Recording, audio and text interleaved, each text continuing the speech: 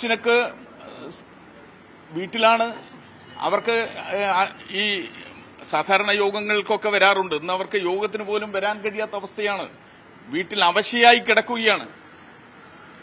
അവർക്ക് അവരുടെ 3 കുട്ടികളുണ്ട്. ആ കുട്ടികളെ നോക്കാൻ കഴിയുന്നില്ല. അവരുടെ വീട്ടിലെ കാര്യങ്ങൾ ചെയ്യാൻ കഴിയുന്നില്ല. ശരിക്കൊന്നും ആരോഗ്യ പ്രശ്നങ്ങൾ നടക്കാൻ കഴിയുന്നില്ല. ശരീരത്തിലെ ഓരോ പ്രശ്നങ്ങളും ഉടലെടുക്കുകയാണ്. അവർ വലിയ ശാരീരിക പ്രശ്നങ്ങളാണ് ഇപ്പോൾ നേരിട്ടുകൊണ്ടിരിക്കുന്നത്. കാണിച്ച ആശുപത്രിയിലുള്ള ഡോക്ടർമാർ പറഞ്ഞിരിക്കുന്നത് തുടർച്ചയായിട്ട് അവർക്ക് ചികിത്സ വേണ്ടിവരുമെന്നാണ്. ഇപ്പോൾ അടിയന്തരമായിട്ട് ഒരു സർജറി അവർക്ക് നടത്തേണ്ടതുണ്ട്. അപ്പം അതിന് തുക പറഞ്ഞിട്ടില്ല, എന്നാലും അതിന് ഭാരിച്ച ഒരു തുക വരുമെന്നാണ്. അത് കഴിഞ്ഞാലും ഇവർക്ക് ശാരീരിക പ്രശ്നം അവസാനിക്കുമെന്നല്ല പറഞ്ഞത്, തുടർച്ചയായി ഉണ്ടായിക്കൊണ്ടിരിക്കുമെന്നാണ്. അപ്പോൾ ഈ ഹർഷിനയുമായി ബന്ധപ്പെട്ടുകൊണ്ടുള്ള കേസ് അത് കുന്നമംഗലം കോടതിയിൽ ഡോക്ടർമാരെ വിചാരണ ചെയ്യുന്നതിന് വേണ്ടിയിട്ടുള്ള സമൻസ് അയച്ചു. 2 ഡോക്ടർമാർക്കും 2 നഴ്സസ്മാർക്കും.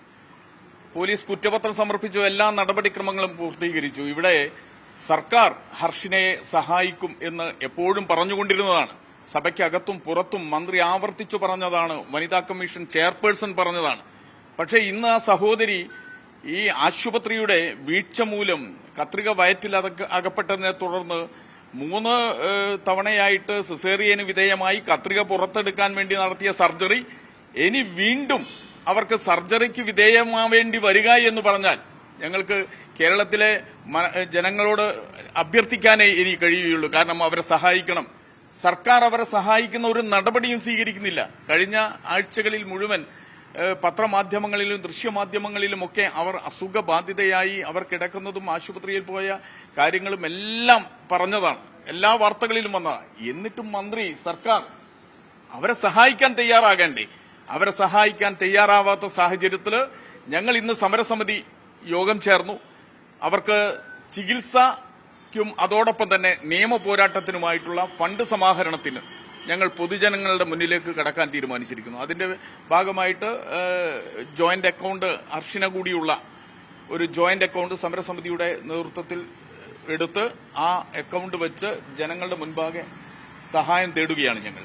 അതോടൊപ്പം തന്നെ വലിയ പ്രതിഷേധം ഞങ്ങൾക്ക് ഈ കാര്യത്തിലുണ്ട്. കാരണം സർക്കാരിന്റെ ഭാഗത്ത് നിന്ന് യാതൊരു അനുകൂലമായ സമീപനവുമില്ലാത്ത സാഹചര്യത്തിൽ ഈ ഫണ്ട് സമാഹരണം തുടക്കം കുറിക്കുന്നത് തന്നെ ഒരു പ്രതിഷേധം ഉയർത്തിക്കൊണ്ട് തന്നെയാണ് ഞങ്ങൾ ആഗ്രഹിക്കുന്നത്. അതുകൊണ്ട് 15-ാം തീയതി രാവിലെ 10 മണിക്ക് കിഡ്സൺ കോർണറിൽ ഞങ്ങൾ പൊതുജനങ്ങളുടെ മുന്നിൽ നിന്ന് ഹർഷിനക്ക് ചികിത്സക്കായിട്ടുള്ള നിയമ പോരാട്ടത്തിനായിട്ടുള്ള ഫണ്ട് സമാഹരണത്തിന് ഞങ്ങൾ തുടക്കം കുറിക്കും. Crowd funding. സർക്കാരിലുള്ള വിശ്വാസം നഷ്ടപ്പെടുകയാണ്. സർക്കാരിന് ആരോടാണ് ഈ വാശി കാണിക്കുന്നത്? ഒരു പാവപ്പെട്ട സഹോദരി. എല്ലാവരും പിന്തുണച്ചതല്ലേ? നിങ്ങൾ ഉൾപ്പെടെയുള്ള എല്ലാ മാധ്യമങ്ങളും അന്നു തൊട്ട് ഇന്ന് വരെയുള്ള സഹായങ്ങൾ നൽകുന്നു. ഇത് കണ്ടറിയണ്ടേ സർക്കാർ? ഒരു പാവപ്പെട്ട കുടുംബത്തിൽപ്പെട്ട ആ കുടുംബത്തിന്റെ തകർച്ചയിലേക്ക് എത്തിച്ചേർന്നിരിക്കുന്നത് അവർക്ക് ഈ ആശുപത്രിയിൽ നിന്നുണ്ടായിട്ടുള്ള സർജറിക്കിടയിലുള്ള വീഴ്ചയാണ്. അതെല്ലാം ബോധ്യപ്പെട്ടു.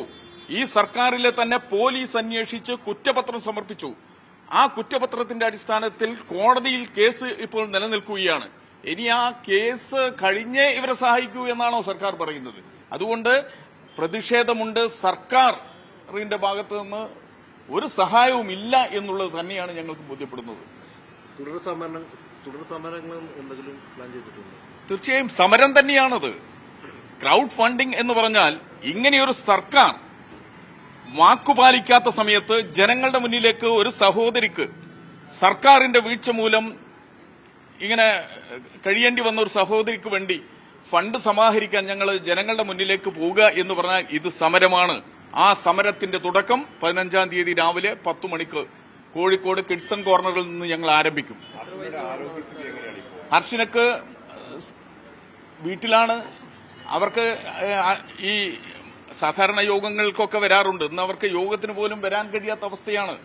വീട്ടിൽ അവശയായി കിടക്കുകയാണ്. അവർക്ക് അവരുടെ 3 കുട്ടികളുണ്ട്. ആ കുട്ടികളെ നോക്കാൻ കഴിയുന്നില്ല. അവരുടെ വീട്ടിലെ കാര്യങ്ങൾ ചെയ്യാൻ കഴിയുന്നില്ല. ശരിക്കൊന്നും ആരോഗ്യ പ്രശ്നങ്ങൾ നടക്കാൻ കഴിയുന്നില്ല. ശരീരത്തിലെ ഓരോ പ്രശ്നങ്ങളും ഉടലെടുക്കുകയാണ്. നിലവിലെ 8 രൂപ, ഏകദേശം 8 രൂപ സർജറിക്ക് വേണ്ടി വരുമെന്നാണ് ഒരു വിലയിരുത്തൽ ഹോസ്പിറ്റലുമായിട്ട് സംസാരിക്കുമ്പോൾ? സർജറിക്ക് അവർക്ക് ലക്ഷങ്ങൾ ചെലവ് വരും എന്നാണ് പറഞ്ഞിരിക്കുന്നത്. കൃത്യമായിട്ട് ഡോക്ടേഴ്സ് പറഞ്ഞിട്ടില്ല.